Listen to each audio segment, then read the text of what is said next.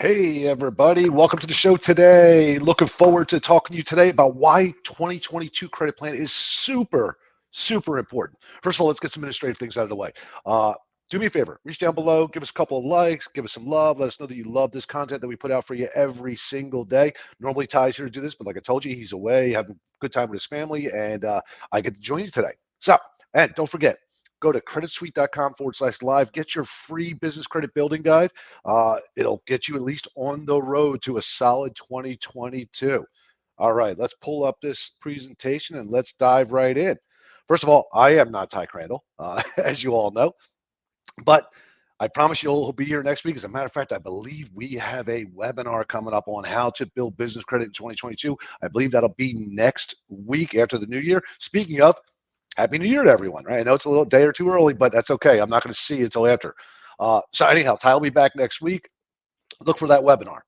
All right, let's dive in. So what is a 2022 credit plan? What we're really talking about, it's a credit plan for 22 or for any year for that matter, right? For any year you can use this for. Uh, it's a way to better organize necessary tasks. In other words, a way to organize your building business credit plan that will help you save time and money, and you'll avoid the frustrations and denials and delays, right? That's a big deal. Again, call us for your free business credit consultation, 877-600-2487. We're going to take a look at your profile, give you a little bit of guidance, maybe talk to you about our program, but get you off on the right track for 2022. Look, we've had a pretty rough couple of years, all of us, with dealing with COVID and whatnot. I think this is going to disappear. I know we're dealing with the Omicron variant right now, but I have a feeling because it's a lower form, less impactful. I think more people will get it, which means we'll get immunity, and we can finally get back on with our lives, right? So let's talk about building your business for the coming year and decade, right? All right, so how the plan works. There are measurable qualitative differences between startups and seasoned businesses. You all know that. And there are differences between businesses with just a year in business and those with 5 years or more. We call these differences phases. Your options for credit and financing differ depending on which phase you're in. We're talking about cash flow levels, everything is a little bit different. So you've got to plan accordingly. Everybody's in a different phase in their business. What we're going to talk about is each of those phases today and how they can directly impact your business and its opportunity to get funding, and some of the things that you should do to make sure you're successful in getting that funding. So why should you map out a credit plan for your business? You could conceivably just apply for credit willy-nilly, right? You can kind of hope that you're doing it right, but a plan is going to help you bypass these unnecessary delays, and it keeps you really focused. It's like anything else. If you go into a football game and you have no plan, don't be surprised if you lose, right? If you have no plan with your business, if you don't have a business plan, don't be surprised if you don't make it. Unless your profit levels are so ridiculous and you have a product everybody wants, you've got to have a plan, right? You've got to have a marketing plan, you've got to have a sales plan, you should have a credit plan as well. You want to keep your eyes on the prize. So let's talk about the different phases. Every business begins as a startup, phase one. I'm sure I'm talking to a lot of startups right now, right? Oh, by the way, I completely forgot. Don't forget, my crack team social media managers are sitting here waiting to answer your questions. Go ahead and throw them in the chat box. If you're on Facebook or YouTube, just throw a chat in there. Give us a like, give us some love, give us some hearts, right? And if you have a question, they're happy to provide you any and all links you need and help you get scheduled with an appointment to talk to one of my people here, one of our consultants who can help you guide through the process. All right, so anyhow, every business starts as a startup phase one. This is where your business might just be barely squeaking by. We have all been there, myself included, multiple times. Once you're past the startup stage and you start making money, you actually swing into what we call the development stage, or phase two, right? Now you're making some money steadily. It's steady coming in. The growth segment of your business life is phase three. That's when you're taking it from breathing a little easier, I'm making a little bit of money. Now, how can I scale this, right? That's where you're looking to make more steady money, and you can afford to look past the next quarter or even year, right? In a startup, you're always looking at tomorrow, right? How am I going to get through tomorrow? When you get to past that startup page and you get to development, you're making money pretty steady. As your business starts to grow, you're no longer looking at, can I pay the bills this week? You can start thinking about next quarter, next year. And as your business grows, it becomes easier and easier to do that, right? But you have to plan. And phase four, that's maturity. This is where your business is making good, predictable money. You're hiring people, you're expanding with ease. In this phase, you're way past hanging by a thread, right? Way past it. And then the final phase is five. That's your exit, right? This is where you have an exit plan. Here's where you look to pass your business on, whether it's through selling it or willing it to your heirs or whatever your plan is, your exit strategy for your business. So those are the different phases. They're the 5 phases. And when we talk about a credit plan, we're going to talk about one for each individual phase. Okay. Don't forget, get business credit with your EIN. Go to creditsuite.com/EIN, as in EIN number. Get credit that's tied to your business, not to you. So that when you sell it, it actually has more value, and we'll talk about that. All right. So where do you see your business in, say, 5 years or more, right? Do you double your revenue? Are you going to hire more people, replace your fleet or other equipment, retire and pass your business along to a family member, or sell the company? Is there, what are your plans? When you sit back and think about your business, besides the whole, what do I got to do today when I wake up? Are you planning for the future? And you have an idea of where you're going. What do you think you want to do, right? Your business plans for the future, all these scenarios are going to require funding. Every single one of them, including sometimes selling it, right? Even going concerns with stable, steady revenue can experience emergencies, right? We've all kind of felt one in the last couple of years. Or you need to seize a business opportunity quickly before you even have the funds, okay? For example, your competitor is thinking about selling out and they've got accounts that you don't have and you really want those accounts, and it'd be a lot easier just to snatch that company up. You've got to be prepared for that, right? All businesses can use business credit to achieve their aims, whatever they are, right? Even if you've already been through some phases, checking out the earlier phases could help you see if you missed something, right? And if you're just starting out, reviewing the later phases can show you your business's future so you can be prepared. In other words, this is going to work for everybody, no matter where your business is and what phase it's in. Pay attention to what we're talking about today, because each one of these phases has its own unique opportunities. And maybe you missed one when you were in phase 2 and you're in phase 3 now. You might want to go, let me go back and look at that. Maybe that's a good idea right now. All right. So let's talk about the one everybody's going to be interested in right away, the setup and launch, right? Phase 1. Look out, world. You're just getting started, right? Setting up a business is a task with a lot of moving parts.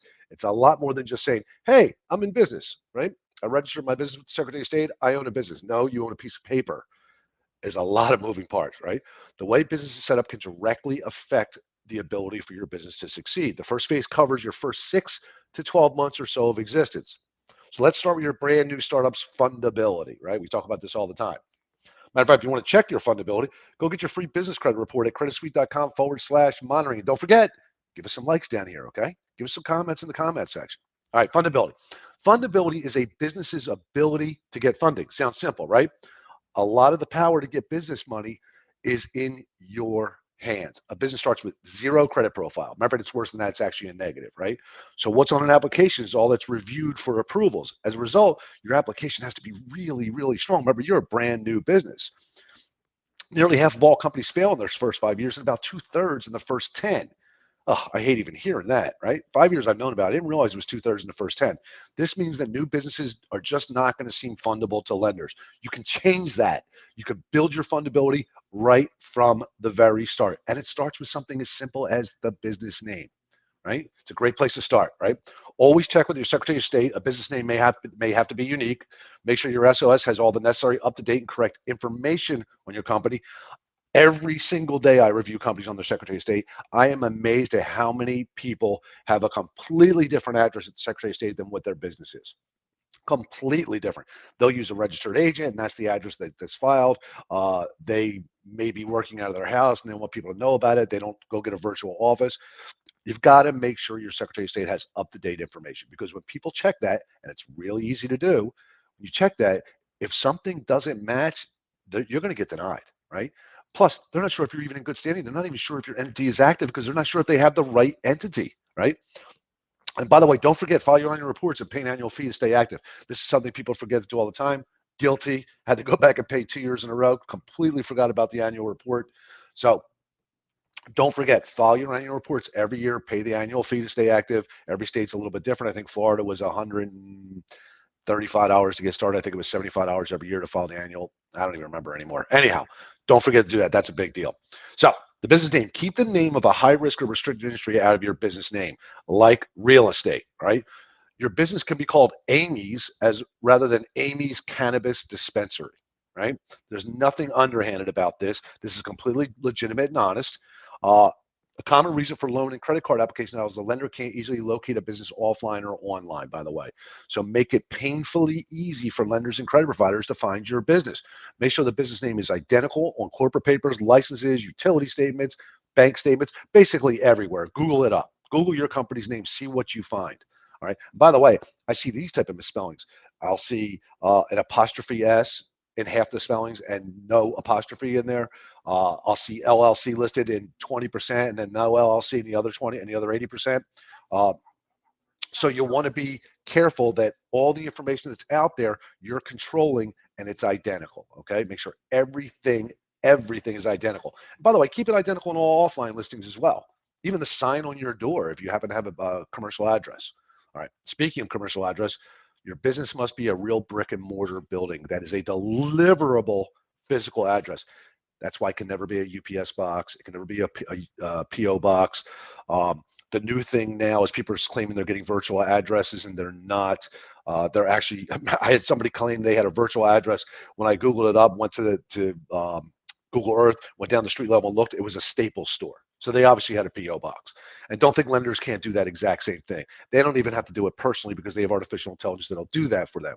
So make sure you do not have a PO box as your primary address. It's certainly okay to have a PO box for a mailing address, a secondary mailing address, but your primary address needs to be a physical address. Some lenders will not approve and fund unless this criteria is met every single time. Virtual address can be a good idea if you need to hold a meeting or an interview, and it's a lot more professional than doing this at your kitchen table, I promise you.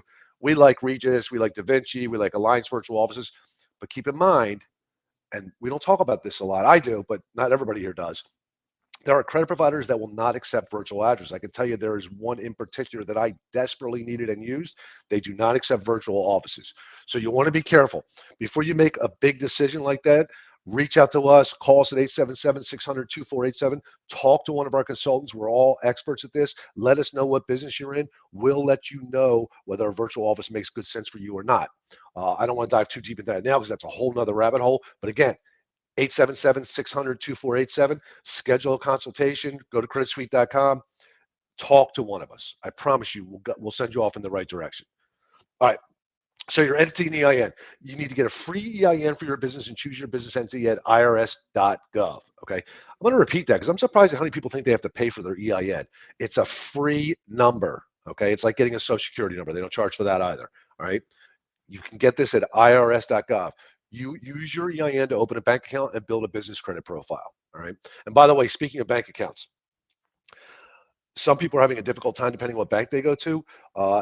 They're going to ask for your home address. They want to tie somebody to that bank account. Even though it's tied to the business, they still need a name and a social security number. That's for fraud reasons. They're not trying to tie you personally to anything, to credit or anything like that. They just want to make sure there's no money laundering going on. There's no fraud happening. So they have to tie some individual to it. Okay. So don't be shocked when you walk in and your bank says, give us your social. They're going to ask for it when you open a business bank account. All right. Just so you know, to truly separate business credit from your personal credit, your business must be a separate legal entity, not a sole proprietor or a partnership. Only incorporated actually creates a new and separate entity. By default, this will reduce your personal liability. Other entities like partnerships don't. File this with the Secretary of State for your state. Okay. And make sure to set your entity up in the same state as your business address, by the way. I see a lot of that too. I set up my business in Delaware. Everybody thinks they're Citibank. They set up their corporation in Delaware to hide the taxes, get away from taxes, and then they're working out of Georgia. Sounds like a great idea.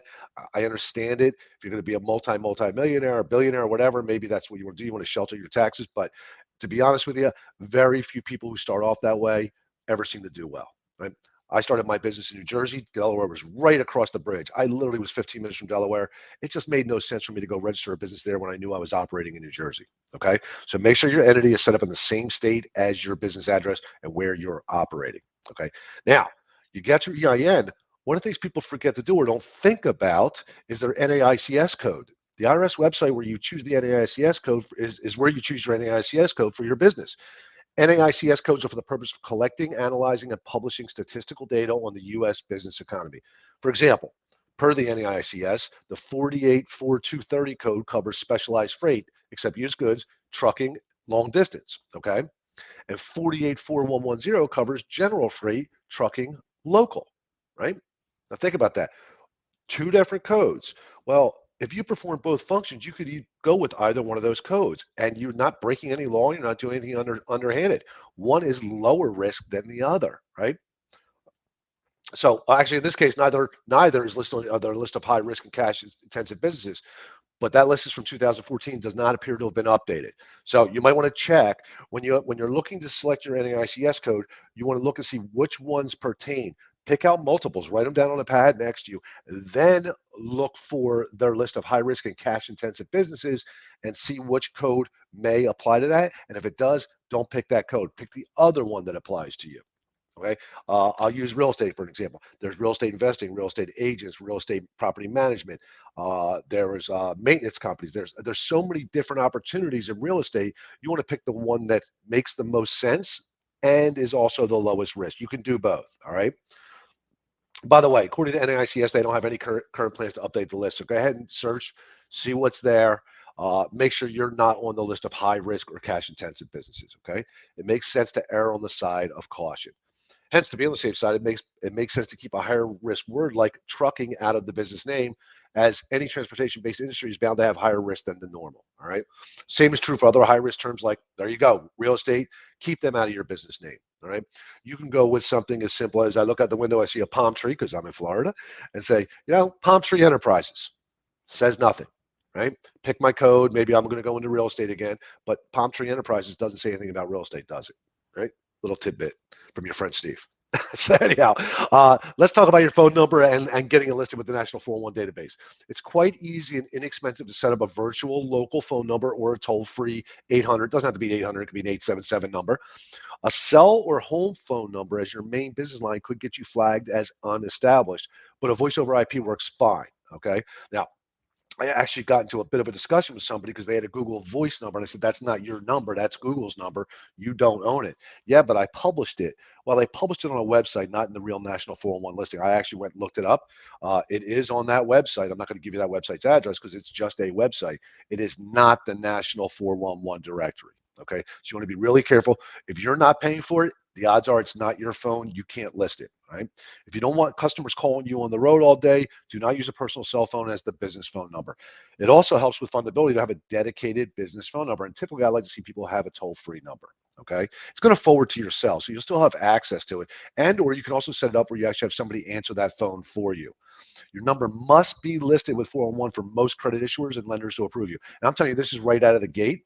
I know some people can get through tier 1 without this, but they just happen to hit the right vendors that would approve them prior or without it. But they get to tier 2 and they get stopped. It's like hitting a brick wall. So it's really, really, really important. Matter of fact, if you're not sure, go to creditsuite.com/live-checklist. They'll put that in the chat. creditsuite.com/live-checklist. Grab your free business credit building guide. Go through the list. Do the check off. I actually talked to somebody today who set up a consultation with me. They went through the entire checklist. I was like, wow, you're doing well. You're doing fantastic. Of course, they were thankful they got all the free information. So go get your free information. Go to creditsuite.com/live-checklist. By the way, you could check for your record to see if you're listed and your information is accurate. If there is no record, then use listyourself.net to get a listing. This is going to be the minimal listing. There are expanded listings that you can pay for. If you work with us, we actually do that for you for free. But anyway, go to listyourself.net. To get a listing, you can go ahead and add your business phone number if you have a legitimate business phone number, not a cell phone. They will not list a cell phone. All right. I think I beat that dead horse to death, right? All right, here we go. I apologize to all the horse lovers out there. I used to own them. Let's talk about business web domain and professional website. Lenders and creditors are going to research your company on the internet. They're going to do it. It's going to happen. They're going to go looking for you.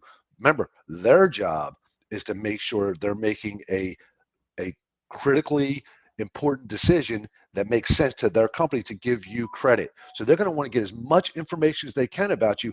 You should be the one that provides it, right? It's best if they learned everything directly from your corporate website. Not having a professional website can literally hurt your chance of getting corporate credit. I am amazed at how many people do not have a website in 2021. We're going to the 2022. I mean, I had one in 1992, and that was not easy to do. All right. Get a professional website. It's not expensive. I know for startups, everything seems expensive, but this should be one of your primary expenses when you're going in. get a custom website built. Facebook page or listing on Yelp is no substitute for an actual company website. You can buy web hosting from a hosting company like GoDaddy or HostGator. There's multiple other ones. We have a company that we like to use here. We like to recommend to our partners. Either way, it's really not that difficult. I just built a website for our HOA. I think it cost me $25 a month to have that thing hosted. It's really not that big a deal. Get a website. They're going to research you. They're going to find out as much information as they can about your company. It might as well come from you, right? You're the one that's going to put your best foot forward. You should try to make your domain the same as your business name if possible. I know that's not the easiest thing in the world to do. Make sure you add a company email address for your business on the same domain as your website, all right? Often this comes with the website domain provider, okay? It may even be free with your hosting package. Get a website, get your email. This is not just professional, it also greatly helps your chance of getting approved from a credit provider. Please do not use Yahoo, AOL, Gmail, Hotmail, anything along those lines for your business email. I'm guilty. I did it when I first started. It was, mycompany@gmail.com because it was convenient, tied into my calendar. I get it. It makes sense.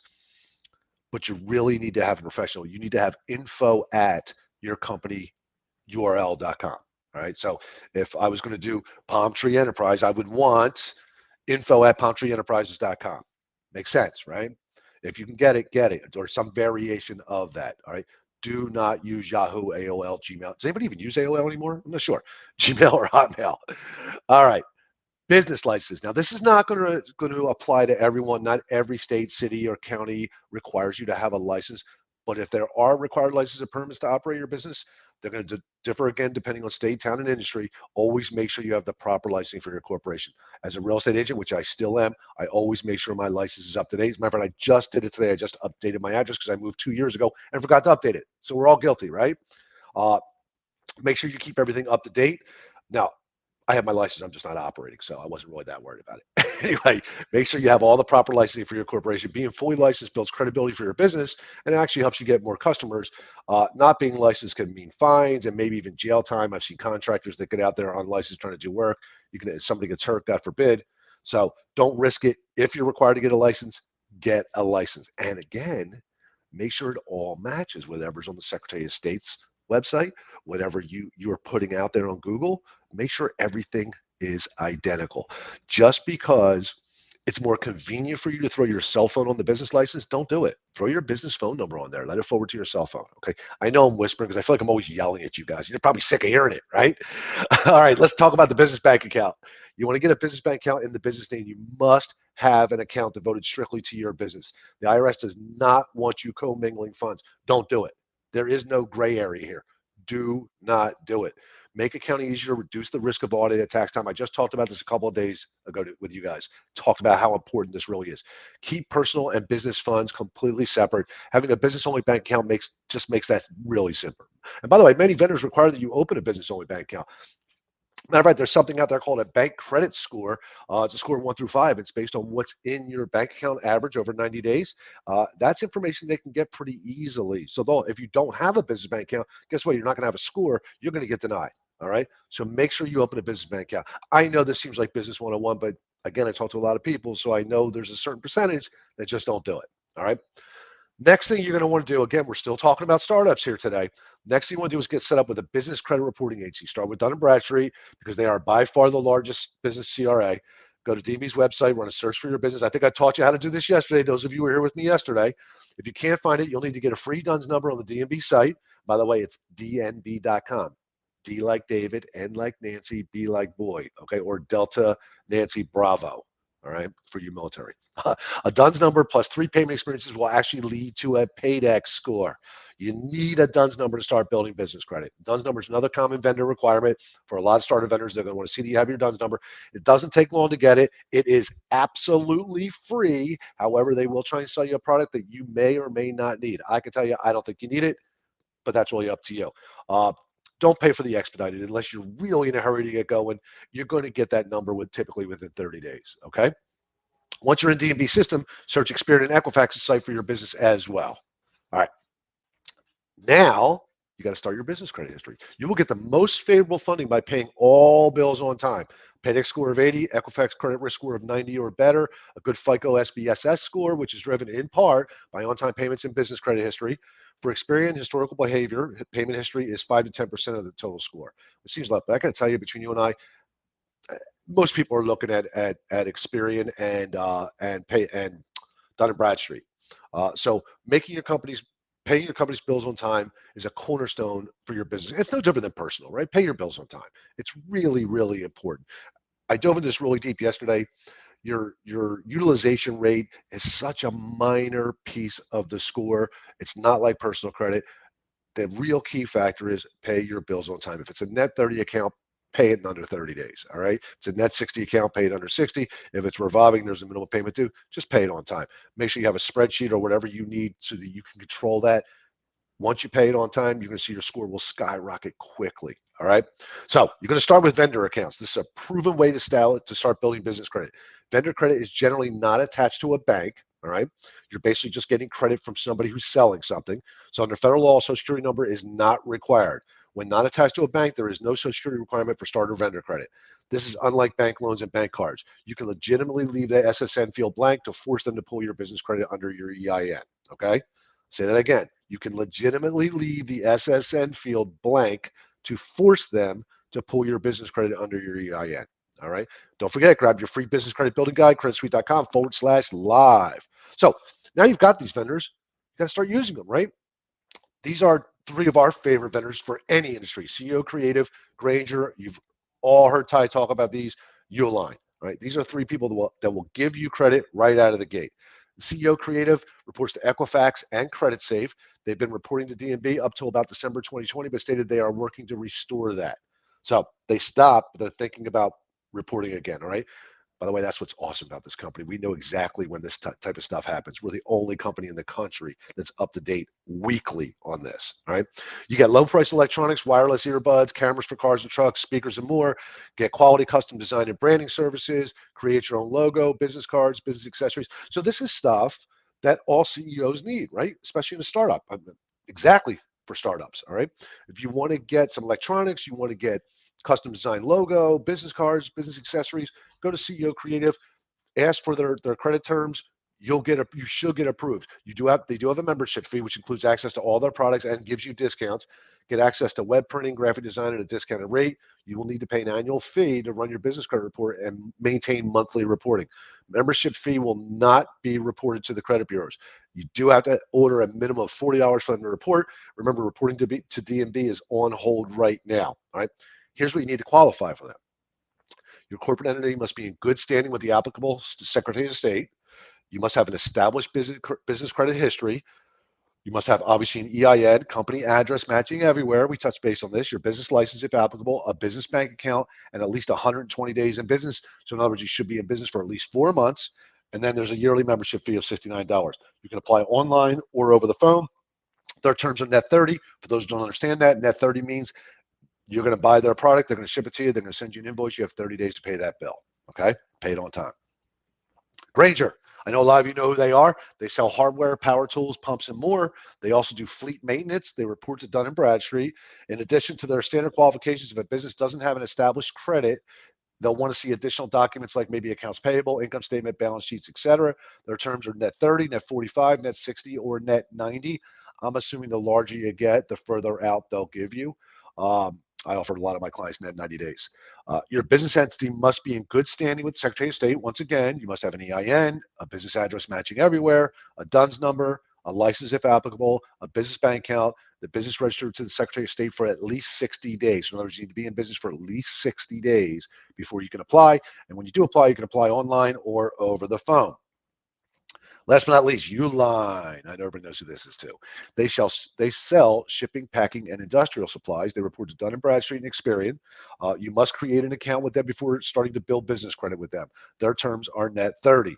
To qualify, you have to be in, once again, good standing with Secretary of State. Are you guys catching a theme here, right? It's always the same thing over and over again. Be in good standing, have an EIN, have your business address matching everywhere. There's a reason that's in bold. DUNS number, business license if applicable, a bank account, business phone number listed in 411. Aha, it's the first one, right? Your phone number must be listed in the National 401 database. You must have a DNB Paydex score of 80 or better. okay?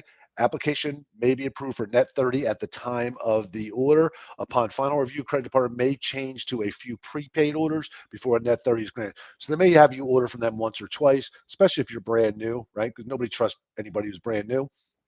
But once you get going with them, it's pretty easy. And if you don't think, hey, I don't ship anything, why do I need to buy shipping supplies? Well, I had the same issue. I didn't know what to buy from them. Found myself a trash can that I could buy at Lowe's for $90 and Uline for $90, and including shipping. I'm like, well, I might as well get it on credit and have it report to my business credit report, right? Think outside the box a little bit. All right. So then you want to begin building with credit cards. You can begin building with credit cards with a PG. Every step and every credit provider is designed to help your business, okay? The idea is to help you qualify for business credit with cards that you will use as you continue building. More time in business is obviously going to help, but to get started, you may need to give a personal guarantee.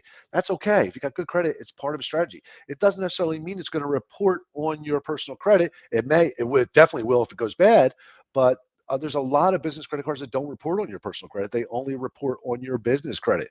Matter of fact, according to Investopedia, a personal guarantee is an individual's legal promise to repay credit issued to a business for which they serve as an executive or partner. Providing a personal guarantee means that if the business becomes unable to repay the debt, the individual assumes personal responsibility for the balance.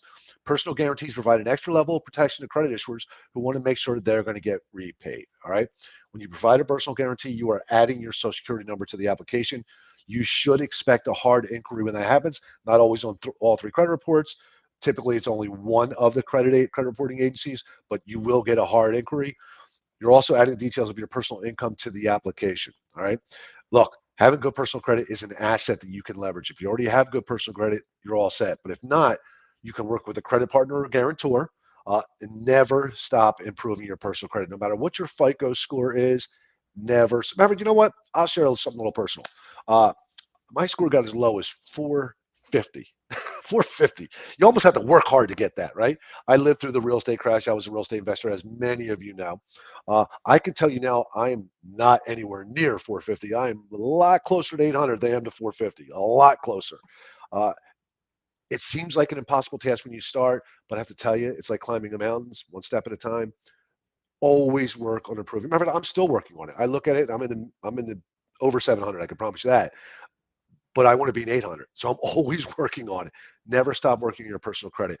I talk to people that are like, man, my credit score is so bad. I got to build business credit. No, do both.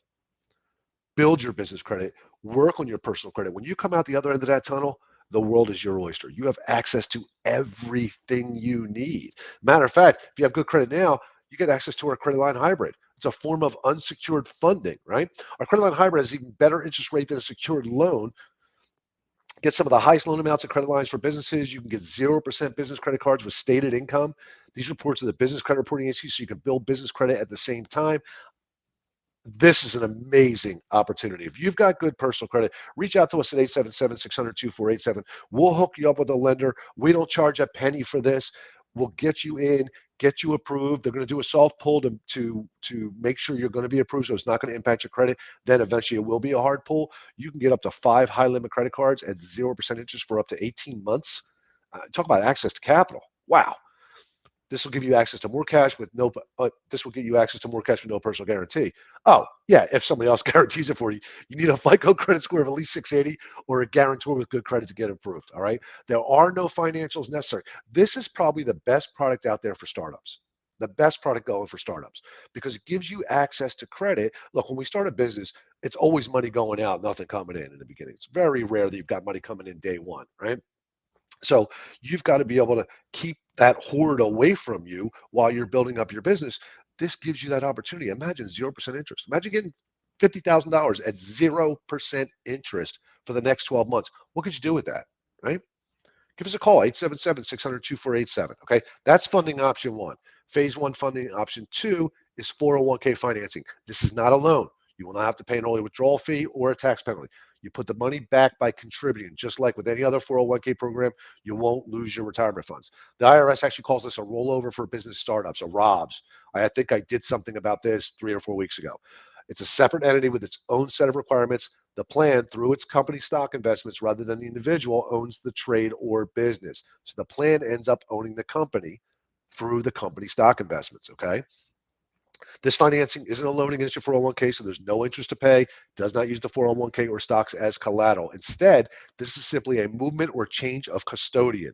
Your 401k must have more than 35,000 in it, cannot be from a business where you are currently employed. You can get 401k financing even if you have severely challenged personal credit. This is a really good option. If you've moved on, you're working with a different company, you've got that 401k sitting there, and right now the stock market's up, so I'm sure it's making money, but you feel like you could start a business with what you've got in there. This is a great opportunity. All right. It's called 401k fight. It's not really financing. It's not really a loan. Okay. They basically take over the business. Your 401k does. All right.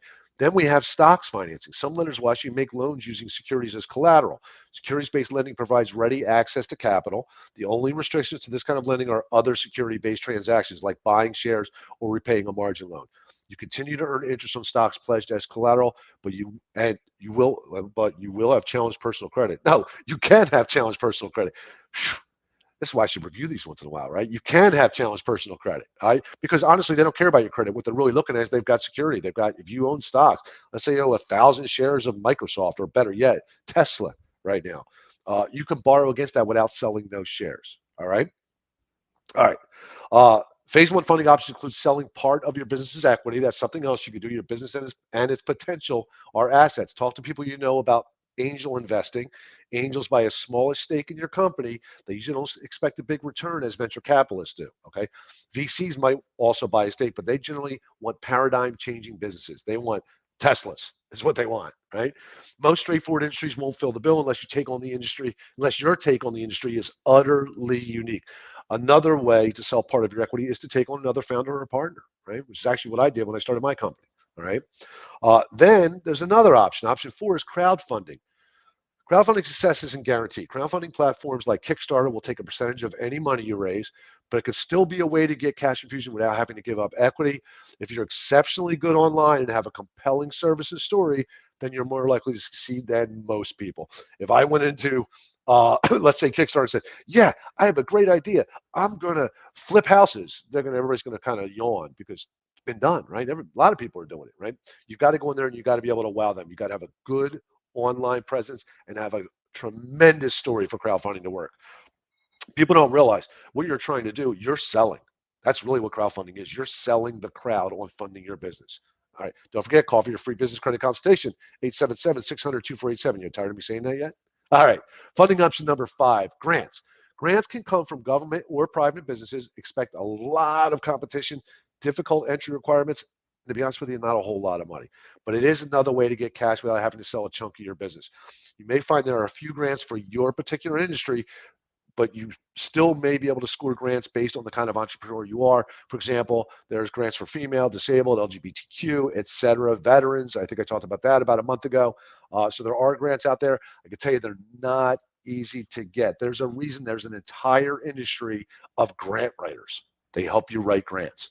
There's a reason they're in business because it's not easy to get them. All right. And there's always a lot of competition.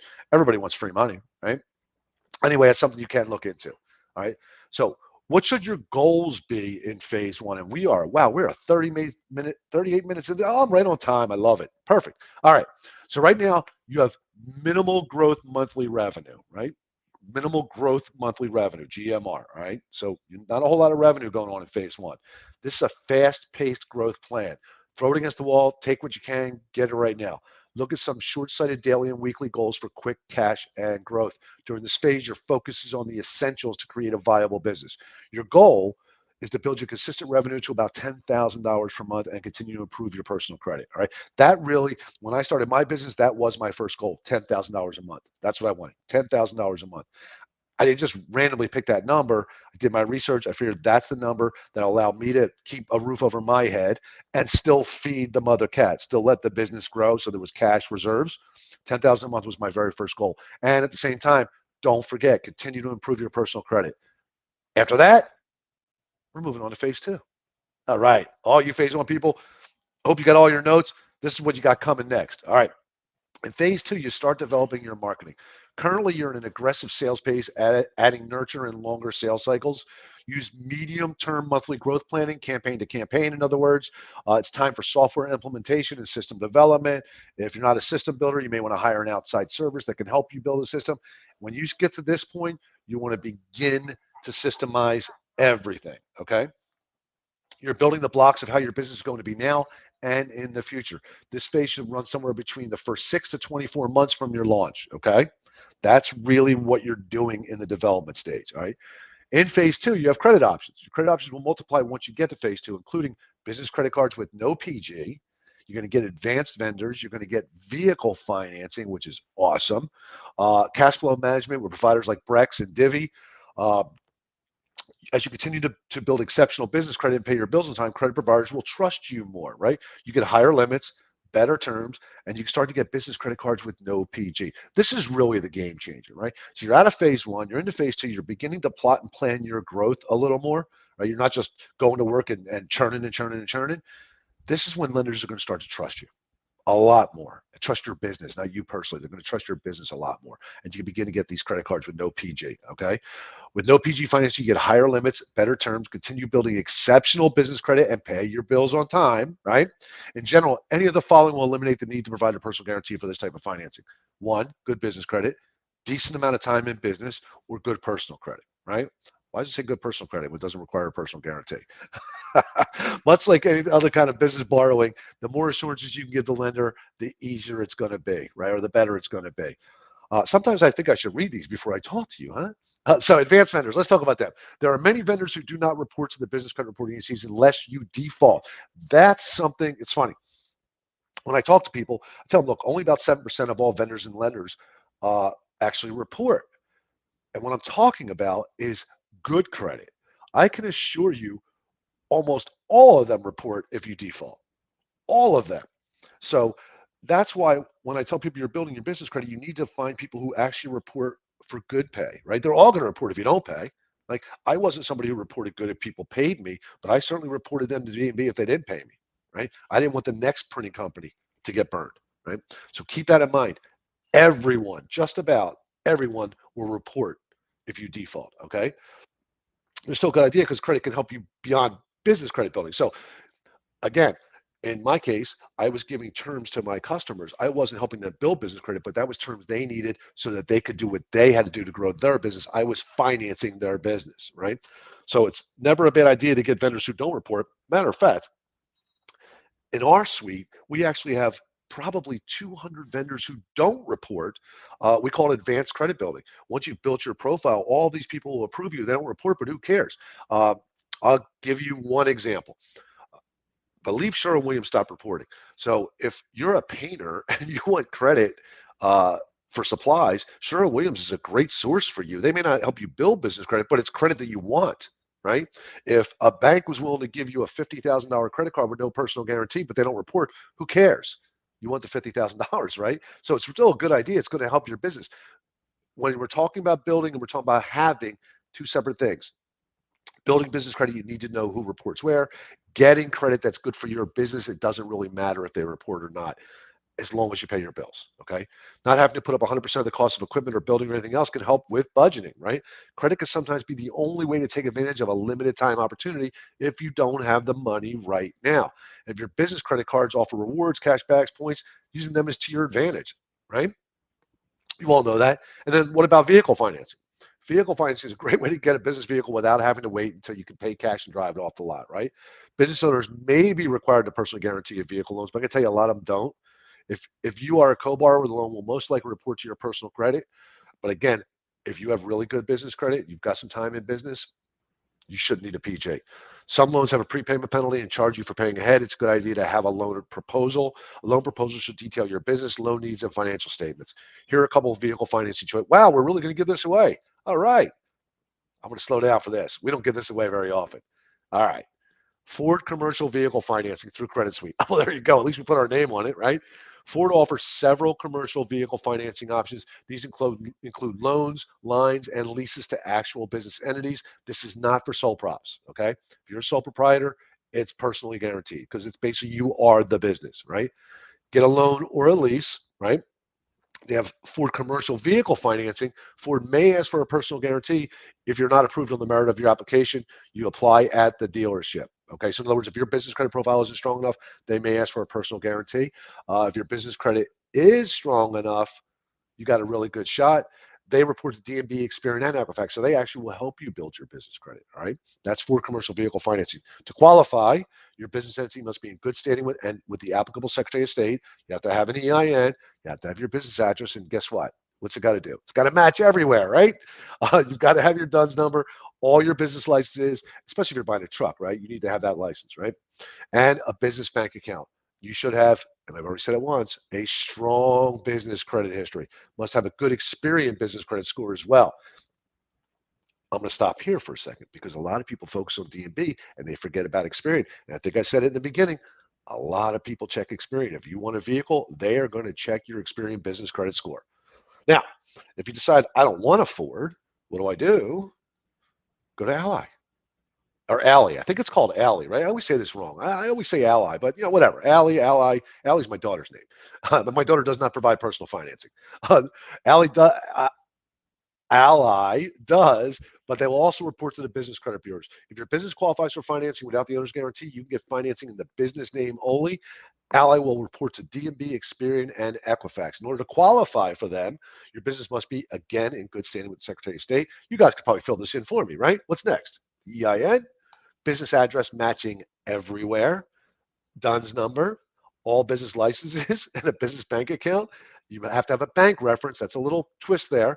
Fleet financing references. If a personal guarantee is used, Ally will not report to your personal credit reports unless the account defaults. Okay? You can get a lease or loan. You need most of the same things you need for an Ally commercial line of credit. Oh, this is for Ally commercial vehicle financing. For Ally commercial line of credit, except for a bank reference. You won't need that for this.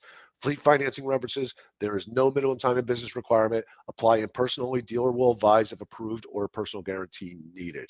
Okay? That's Ally commercial vehicle financing. Now let's talk about cash flow management. How much time do we have left? We're doing all right. We're 47 minutes in. Everybody feeling good? Everybody got to take a sip of water? I'll tell you what, I'm going to take a sip of water before we dive into cash flow management. Give me some likes while I'm taking a pause, all right? Say hello to my social media team. All right, on to cash flow management. Managing small business finances can be overwhelming. There are several tools that can help streamline the process. Options like Brex, Divvy, Expensify, Lola, and more are all growing in popularity. Which one's right for your business? Let's talk about Brex and Divvy, all right? Brex and Divvy are business money management systems. They integrate with your accounting software. They can track expenses, and depending on the level of service you choose, you can also help with paying bills, controlling spending. Brex has a partnership with the FDIC, and your funds are secure. Everyone that opens a Brex cash account gets a corporate card, and Brex reports any payments to Dun & Bradstreet. Divvy reports to the Small Business Finance Exchange, the SBFE, which in turn provides data to all SBFE partners, including the Business Credit Reporting Bureaus, okay? That's Brex and Divvy.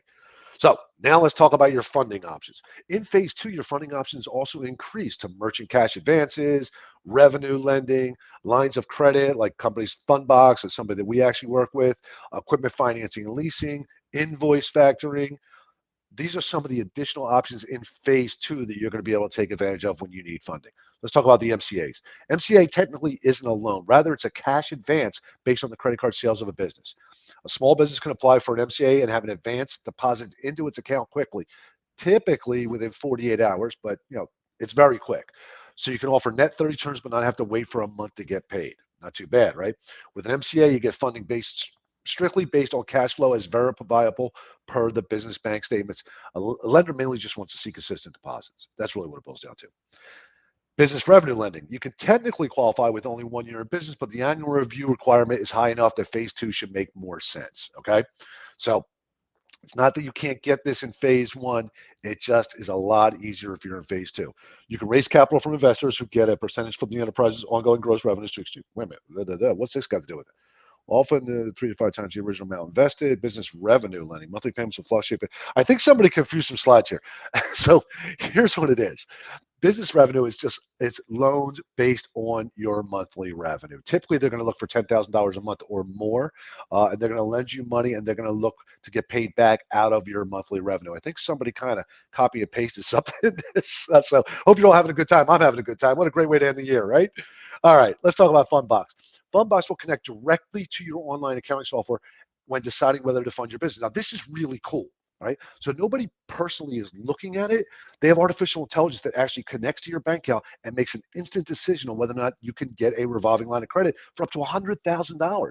Fundbox will auto debit your weekly payment for your bank account, so they do look for money every week. You don't need to show a minimum personal credit score or even a minimum time in business, but ideally you should have 6 months in business or more, okay? Because they are going to look at least 6 months bank statements, right? So you should have at least that at 6 months. This is a really cool option. If you're interested in Fundbox, reach out to us at 877-600-2487. We get, because of our volume, we get much bigger discounts for our clients. We don't charge for this. 877-600-2487. Say, hey, I'm looking for some Fundbox information. We'll get you in touch with our finance team, help you get that revolving line of credit. This is really one of the coolest options I've ever seen. All right. This is great for people in phase 2. Phase 1, you could do it, but you got to have at least 6 months of those bank statements. All right. Equipment financing. Use a loan or lease to purchase or borrow hard assets for your business. Physical assets can include such items as a rig, trucking, or a laptop. You can pay predictable amounts every month, and you can actually build business credit on this, right? Or you can lease equipment rather than buy it outright. You will often put down less money than you would if you were buying the equipment, and you may be able to negotiate flexible terms with an equipment lease, and it's easy to upgrade equipment after your lease ends. This is helpful if your equipment is something like a computer, which quickly becomes obsolete, or like a cell phone, outdated in 6 months. Not that I want to see you borrow money to buy a cell phone. And then there's something called equipment sale leasebacks, okay? If you already own your equipment free and clear, did you know that you can actually use that as collateral for financing? You actually sell the equipment to the lender for cash and then lease it back from them. How cool is that, right? So, excuse me. Yes, you can unlock Section 179 tax savings and depreciate your entire equipment purchase in the first year. So you own this equipment, you sell it to the lender, they give you cash, then you lease it back from them, and you get all the tax savings that go with depreciating that lease. It's really cool. It's a pretty cool idea. You only need at least one larger piece of high value equipment to qualify. I'm not going to go into a list of what that is, but reach out to us once again, 877-600-2487. Talk to our finance team. We'll let you know what's available to you. Invoice factoring. If you have open invoices and are extending credit to customers in some form, then you can get paid faster with factoring. Usually this involves invoices with net terms like 30, 60, or 90-day net. All right. To be paid faster, you can turn those invoices over to a factoring company. They immediately give you an agreed upon percentage of the total invoice, is like 80%. When your customer pays, the factoring company keeps their fee and they send you the rest. So what they're really saying here is the factoring company now owns that invoices. Your customer pays the factoring company. All right. They'll take their fees out of it and give you the difference, if any. Typically, there's always a difference, right? I remember one time I went through this. I think it was they took 7%, 6 or 7%, gave us 80%, and then when that the bill came in, we got the difference. So it was like 13%. Okay, but again, your customer's paying the factoring company, so you have to be aware of that. All right, your customer's now paying the factoring company. Sometimes that can get a little sketchy with certain customers. They may think you're financially unstable. That's not the case. It's just a convenience. But just keep that in mind. All right. Then they send you the rest. But never forget, factoring only works if your customers pay, right? Because if they don't pay, you're on the hook. All right. So here's your goals for phase 2. Strong business credit. You want at least 10 to 12 accounts, right? Write that down. 10 to 12 accounts. You want good personal credit. If you don't have it, start working on it now. You really want to come out of that tunnel feeling strong. As a matter of fact, I consider strong business credit 15 to 25 accounts. Anybody who's ever talked to me, that's the number I always say. 10 to 12 is the minimum. Let me ask you a question. When you put the minimum into anything in life, what do you get out of it? You got it, the minimum, right? So when we say strong business credit, that's the minimum 10 to 12 accounts. I'd like to see you get 15 to 20, 25 accounts. You want to have really good personal credit. You want to build that consistent revenue to $10,000 or more per month. Always develop business connections in your community with potential leaders. Okay, so you build your company, you've got the revenue coming in, you've got good, strong personal credit, good, strong business credit. Start getting out in the community, build some connections. You never know who can bring you what, right? Never know, right? Be a connector. Remember, there's a book out there called Connecting. You might want to read it. All right, let's move on to phase 3.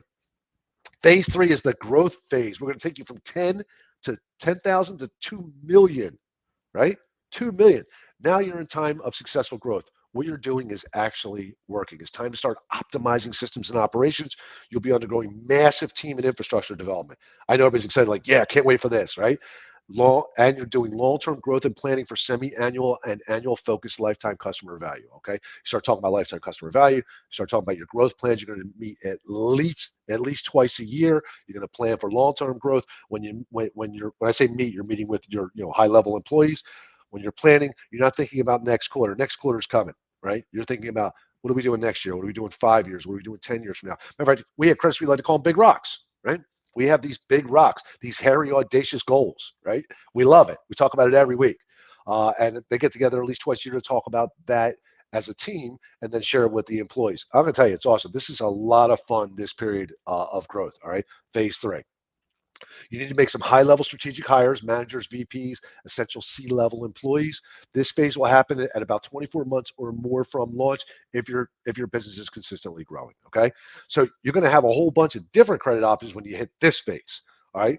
Basically, it's phase 1 and 2 on steroids, right? You'll have team access to vendors and cards. In other words, not just you having access, but you'll have your entire team, everybody in your company will have access. They might even get their own individual cards. If let's say you own a trucking company and you're now up to 10 trucks, right? They're all going to have their own fleet cards, right? It's still company credit, but they all have an opportunity to use it, right? Continue to grow your vehicle fleet with vehicle financing. You're going to do vendor portfolio growth, and that's basically where we talked about. These may be non-reporting vendors, but vendors that are outstanding for your particular business. In the printing industry, I know I talk about it all the time. A vendor that I needed would be a paper vendor, right? I had 10 of them. It was important for me to have competition. I had 10 different vendors that gave me hundreds of thousands of dollars in credit.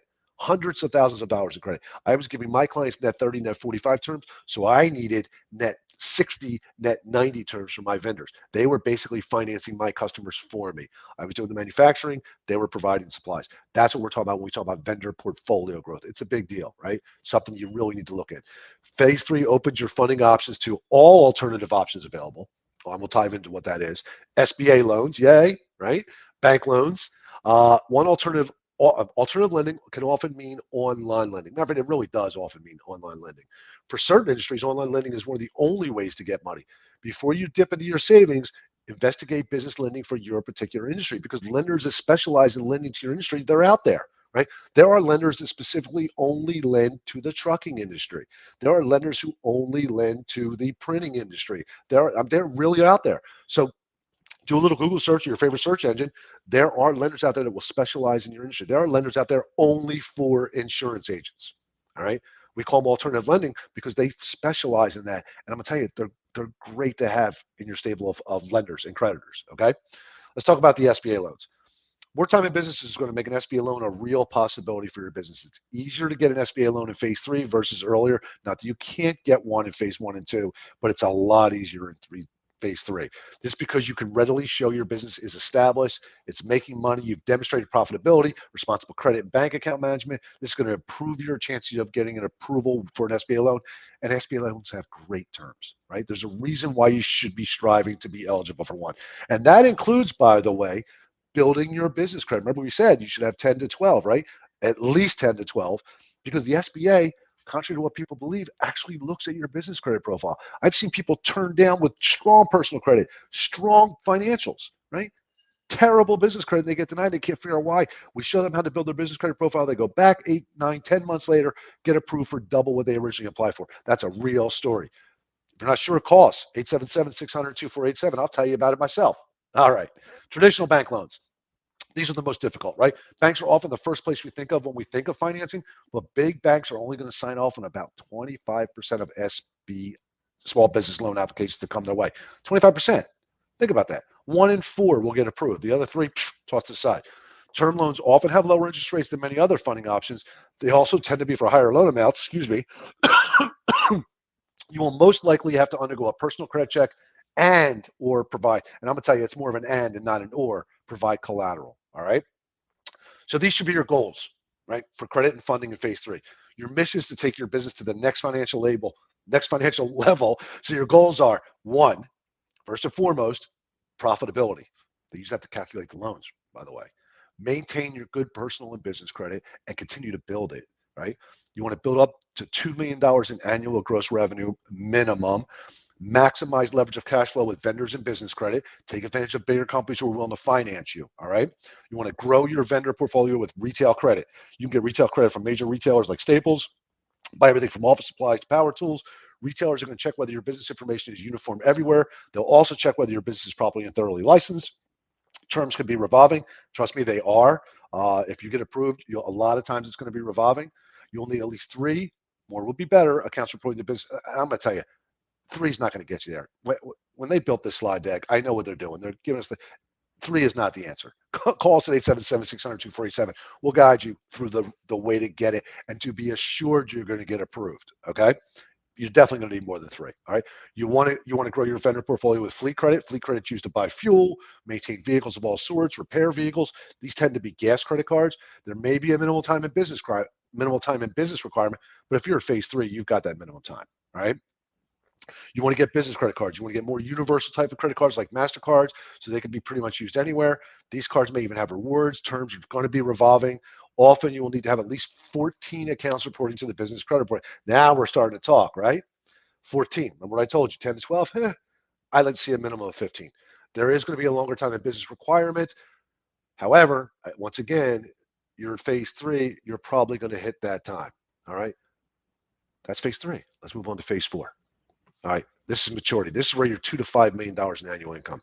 Consistent growth is going to be the key. Now you're aiming for long-term, consistent, and stable growth and moving towards market domination, competitor buyouts, acquisitions, etc. Product development and expansion becomes critical for longevity, right? I'm going to stop there. Product development and expansion becomes critical for longevity. Right?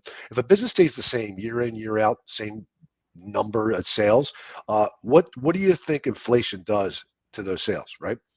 So you're losing money if you're treading water. You need to grow. You need to start adding products, right? Buy out a competitor, right? If you don't want to build a product, go find one, right?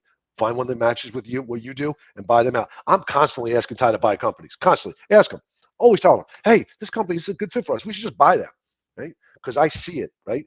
We want to get to a certain number, and I know the way to get there is going to be through acquisitions and adding more products, right? Every company has to do it. Doesn't matter where you are, right? Now, by the way, it's time for the big hire. You're going to fill out those C-level directors and middle management, all right? Yes, your business is going to be this big. This phase will happen in around 4 to 5 years from launch. And I'll tell you, it's a lot of fun. It becomes a little overwhelming, but it's a lot of fun, right? Now you're the director of the movie, right? You're not just the star anymore. Now you're directing everything. It's actually a lot of fun, all right? And you're going to have its own unique credit options at this point. By phase 4, the sky is pretty much the limit. You should be able to get almost every major credit card with no PG. All vendors, every vendor is going to give you credit. You can have a really strong business credit profile. You should be able to leverage reports for very specific vendors. This includes asking for a credit line, right? In addition to everything we've already talked about, your business could take full advantage of private equity, investors. You might even sell shares in your corporation or go public. I actually did that once. That was weird. But anyway, you could do that. You can actually sell shares in your corporation. If you set yourself up as a C Corp, you can start selling shares to your company, right? In your company.